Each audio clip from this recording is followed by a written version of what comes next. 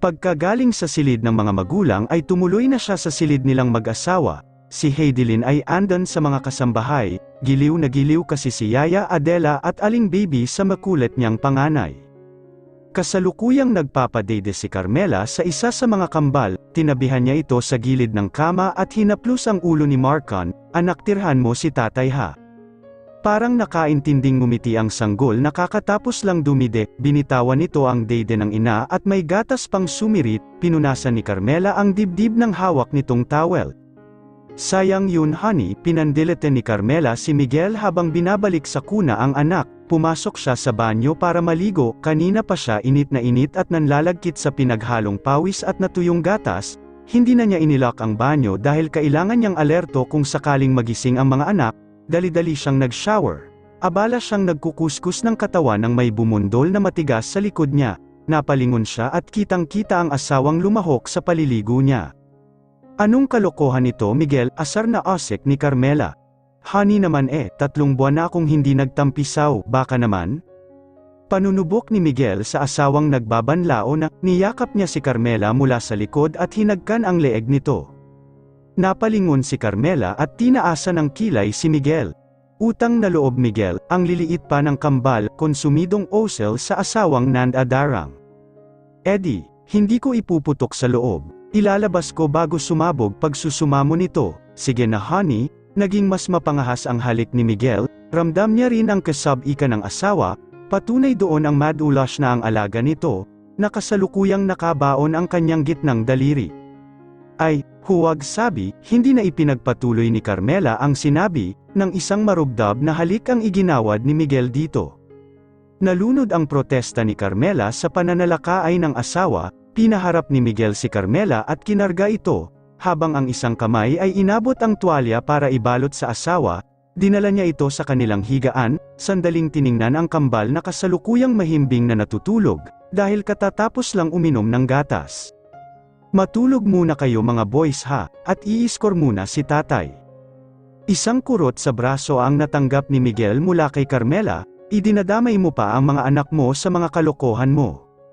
Nakikiusap lang naman ako sa kanila para di tayo maistorbo, at kung sasabihin mo na mahilig ako, 3 buwan kaya akong nagtsatsaga kay Maria." "Sinong Maria, Eddie?" "Si Mariang Palad, nakakapagod kaya sa kamay, kaya huwag ka nang tumanggi honey. Alangan namang buruhin mo yan o di kaya ay pakainin ng lugaw." Muli isang hampas ang ibinigay ni Carmela kay Miguel, natatawa siya sa banat ng asawa mapagbigyan lang ang kasab-ika nitong makipagsiping sa kanya. "Sige na nga basta bawal iputok sa loob ha." Walang sabi-sabing inumpisahan na ni Miguel ang gagawin sa asawa, at nang manalalakay na sana ay sabay na umiyak ang kambal. Asar na asar si Miguel dahil andan na siya sa bakana, pero mauudlot pa yata ang kaligayahan niya. Natawa na lang si Carmela at bumangon at nagtapis ng tuwalya, at pinuntahan ang 2 sanggol. Hinaplos niya lang ang mga pisngi ng mga ito at tumahimik na ang kambal. "Hay nako tatay, libog pa, ayaw pa magkaroon ng kapatid ang kambal at baka may kaagaw sila sa gatas," at humalakhak si Carmela. Pero noong gabing iyon ay hindi nakawala si Carmela sa asawa, 3 beses na nakakapagod na round ang kinailangan niyang pagdaanan, masatisfy lang ang asawang tigang. Matuling lumipas ang panahon at ang 3 anak ni na Carmela at Miguel ay naging 6 lahat, isang pares pa ulit na kambal ang ipinanganak ni Carmela sa sumunod na taon, at isang sanggol na babae na si Monek sa 4 na taon na nagdaan, kada 2 taon ay nanganganak si Carmela. Malapit na mag-13 anyos si Heidelin, ang kambal na Marion at Marcon 8 taon na, ang sumunod na sina Martin at Marvin ay 6 na taon na, ang bunso na si Monek ay 4 na taon na pero buntis na si Carmela sa ika-7 anak. Ayon kay Miguel, kulang ng isang lalaki para maging isang buong basketball team daw. Sa mga kambal ay sina Martin at Marvin ang maituturing na identical twins at kamukhang kamukha pa ni Miguel, kaya tuwang-tuwa ito nang ipinanganak ang dalawa. Hindi dahil mas mahal niya ang mga ito, kundi natupad ang pangarap na magkaroon ng anak na talagang kamukha niya. Ika nga ang kanyang mga mini versions niya, ang tanging palatandaan lamang nila sa mga ito ay ang mga nunal ng mga ito. Si Martin na mas matanda ng ilang minuto, ay may nunal sa may ilong habang si Marvin ay nasa may noo naman makikita. Magkaiba ang ugali ng dalawa. Si Martin ay kuhang-kuha ang ugali ng ina na tahimik at mapagmasid sa paligid, samantalang si Marvin ay kuhang-kuha ang kapilyuhan ng ama. Si Monik ay siyang kamukha ng ina, kahit sa ang anggulo tingnan pati ang ugali ay kopyang-kopya. Sa dami ng kapatid ni Heidelin minsan ay naiinis siya, dahil makukulit ang mga ito. Bilang ate ay minsan siya ang nakatoka na bantayan ang mga bulingit na kapatid na minsan, ay nagrarambulan lalo na ang dalawang pares ng kambal.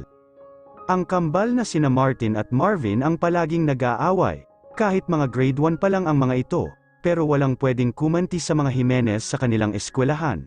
Dahil notorious na pasaway ang mga ito kahit mga bata pa, konsumido na si Carmela sa palaging pagpapatawag ng taga-guidance office, dahil palaging sangkot sa away bata ang mga ito.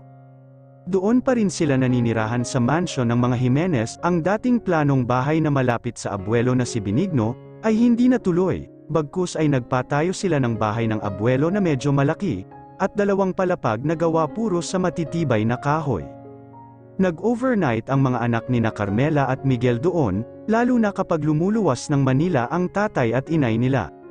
Lubos ang kasiyahan ng mag-asawang Oscar at Hilda sa dami ng apo nila kay Miguel pa lang, pero may kahungkagan pa rin silang nadarama, lalo at hanggang ngayon ay hindi pa rin nagpapakita si Brianna at Brigan. Kumusta na kaya sila? Malungkot na osel ni Seniora Hilda sa kawalan, hinaplos ng asawa ang kanyang balikat at pinisilyon.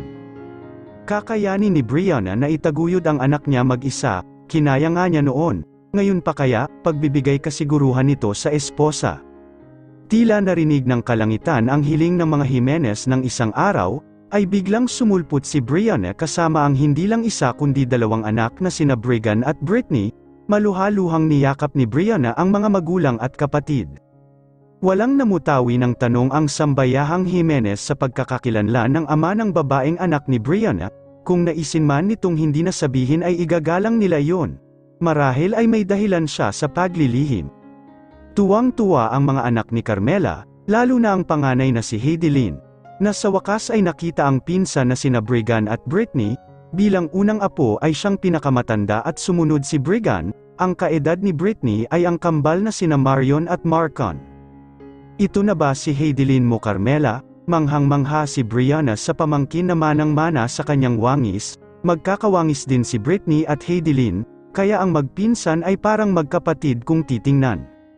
Nang mabalitaan ng mga Villamor na nagpakita si Brianna at Brigan, ay kaagad na nagtungo ang mga ito para makita ang apo. Hindi nila inaasahan na dalawa na pala ang anak ni Brianna, pero dahil si Brigan lang ang alam na apo, ay dito lamang ang mga ito nakipag-usap. Halatang hindi komportable si Brigan sa mga kamag-anak sa side ng ama. Kinabukasan ay biglang sumulpot si Isagani na galing pa ng Manila at kasama ang asawa nito. Isang mainit na pagtatalo ang naganap at sa huli ay hindi man lang hinarap ni Brigan ang ama, tahimik na binatilyo si Brigan at taliwas sa ugali ng mga Jimenez, pirmeng nakakuyom ang kamao nito nang unang masilayan ang ama, tila may sama ng loob na kinikimkim sa ama. Ilang sandali pa ay nilapitan ni Brianna ang panganay, ayaw din kausapin noong una ni Brigan ang ina, ngunit ilang sandali pa ay nag-iyakan ang mag-ina. Si Brittany ay nakamasid lang sa ina at kapatid, may nais itong itanong ngunit sinarili na lamang. Napagpasyahan ni Brianna na doon na manirahan sa mga magulang, na siyang ikinalugod naman ng buong sambayang Jimenez. Tuwang-tuwa din ang mga anak ni Brianna, dahil sa dami ng mga pinsan nila ay hindi na sila malulungkot. Ilang linggo pa ay dumating si Isagani sa mga Jimenez, at hiniling kay Brianna na dalhin ang apelyido nito sa anak na si Brigan, ngunit isang galit na Brigan ang nasaksihan nilang lahat. Isang tila bulkan na sumabog ang binatilyo, sinumbatan nito ang ama sa kapabayaan. Kahit na lumaki siya sa pangaral ng ina na hindi nagkulang ang ama, pero matigas ang binatilyo na mananatili siyang Ocampo. Hindi nito tinanggap ang proposisyon ng ama. Sinabihan pa nito si Isagani na hindi niya kailangan ng amang walang paninindigan. Laglag ang balikat ni Isagani, magwa-8 taon na silang kasal ng asawa ngunit hindi pa rin sila binibiyayaan ng anak. Dumaan ang ilan pang buwan at muling nanganak ng isang lalaking sanggol si Carmela, na siyang ikinatuwa ni Miguel at pinangalanan itong Miko. Naging masaya ang mga Jimenez at naging mas lumago pa ang kanilang hasyenda, Mas lumawak pa ang kanilang hasyenda nang mabili nila ang parte ng hasyenda ng kaibigan na 10 ektarya. 6 years later, magsitigil kayong makukulit, nang gagalaiting sermon ni Heidelin sa 2 pares ng kambal, pakiramdam ng panganay ni Carmela, ay kasantanda na siya ng ina sa konsumisyon sa mga kapatid na pasaway, imbes na mag-enjoy si Heidelin sa okasyon na dinaluhan nila, ay naging taga-awat lang siya ng magulo at makulit na mga kapatid. Naghaharutan sina Marion at Marcon, kahit 14 anyos na ang mga ito ay pasaway pa rin, pero walang dadaig sa kambal na Martin at Marvin, dahil ang dalawa ay minsan nagsusuntukan pa. Ang siste kasi ay kukulitin ng pilyong si Martin ang mas nakakatanda at tahimik na si Marvin, at kapag napikan ito ay tiyak na namimisikal ito. Sa lahat ng anak ni Carmela ay si Marion ang pinaka nakakatakot ang ugali. Si Marvin ay nagmamasid sa lahat ng bagay at bihirang umimik, nagiging madaldal lang ito kung ang kausap ay ang ina, mailap sa mga babae hindi katulad ng kakambal na si Martin, na kahit 12 anyos pa lang ay may napabalitang may pinopormahan ng kaklase. Sabihin pa ay ito ang eksaktong kopya ng ugali ng ama. Ang kambal na Marion at Marcon na binyansagang abuelo, boys, dahil habang lumalaki ay mas nagiging kamukha ang mga abuelo sa magkabilang partido, hindi katulad ng mas batang kambal ay magkasundo sa lahat ng bagay ang mga ito, kahit sa nililigawan ng mga ito ay hindi sila nagsusulutan. Si Monek na 10 taong gulang pa lang, ay sadyang marami na ang tagahanga kahit tulad ng ina ay payak kung manamit, minsan ay tinutukso ito ng pinsan na si Britney na manang, dahil sa hilig nito sa mga damit na tago ang katawan. Si Miko na bunsong anak ay grade 2 na, kahit 6 na taong gulang pa lang. Ito ang pinakamatalino sa magkakapatid dahil accelerated ito ng 2 taon. Kasalukuyan siyang nag-aaral sa isang private school, mahilig itong magbasa ng mga libro ukol sa science at fiction, natural na loner ang bunso ng mga Jimenez, at naasar sa mga kapatid na lalaki kapag tinawag siyang nerd. Kahit nasa party sila ngayon na dinadaluhan ay may bitbit itong libro, kasundo nito ang pinsan na si Brigan sa mga hilig nila. Masakit sa mata ni Heidelin ang mga kapatid ngunit wala siyang choice, maraming binata na mga anak ng may kaya sa buhay ang nagpapakyut sa kanya, ayaw na ayaw niya sa mga kaedad niyang manliligaw, para sa kanya ay aksaya sa oras ang mag-entertain ng mga uhuging lalaki. Can I sit beside you? Anang baritonong boses na siyang nagpalingon kay Heidelin, right before her eyes stands the exact specimen of what she looks for in a man. Tall, dark, and overly attractive, hindi ito mukhang purong Pilipino with his features regardless of his tan skin, iba ang facial features nito sa karaniwang Pinoy, sabihin ng choosy siya pero may karapatan naman siya.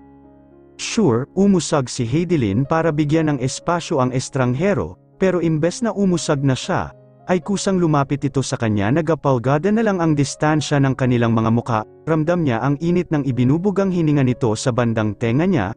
Is he flirting with me? Ang naisip ni Heidelin sa ginawa ng binata. Oo, gwapo ito pero estranghero pa rin. Kaya tumikim siya na siyang naging hudyat dito para dumistansya. My bad, by the way, I'm Resty Salcedo, and you are? Flash ang his megawatt smile at lumabas ang pantay nitong mga ngipin. Oh, there you are Resty. Ang masiglang antag ni Mayor Santiago, ang kasalukuyang mayor ng San Felipe. Nagtaka lang si Santiago, kung saan nagpunta ang pinakabatang mall developer na ang pamilya rin ang pangunahing stockholder. Umunlad na ang San Felipe na kilala sa rehiyon bilang isa sa mga sikat na first-class municipality, dahil sa paglago ng farm tourism sa kanila. Isa ang Hacienda Jimenez sa pinakamalaking natulong sa San Felipe, dahil sila ang nagsimula sa ganoong industriya.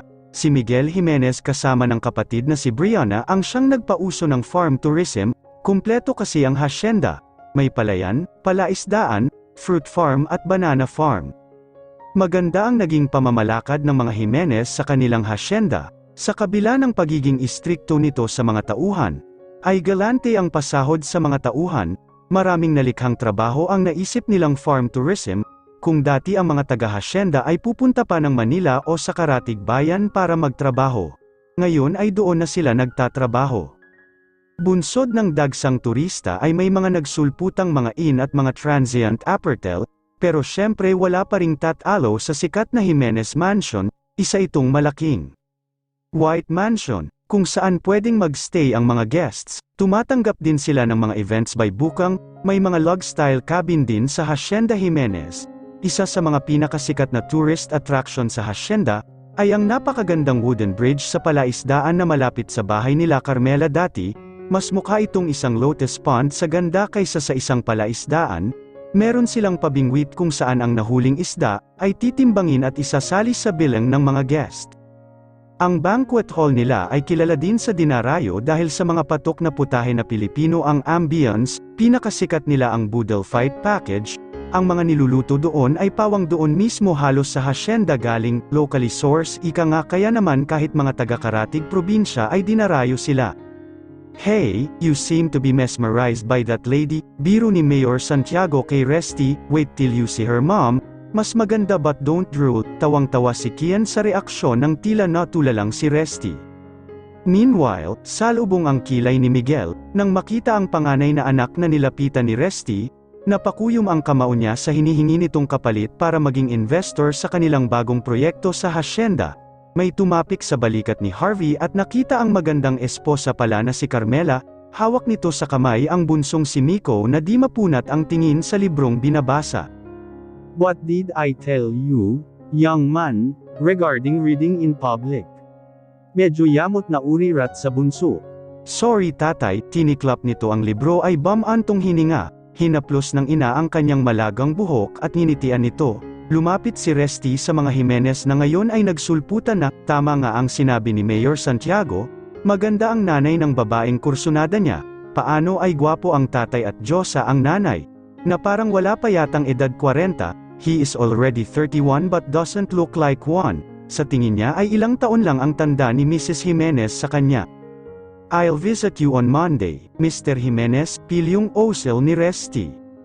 Sure, nagpaalam na silang umuwi na mag-anak, pero si Resty ay nakatutok ang paningin sa panganay ng mga Jimenez.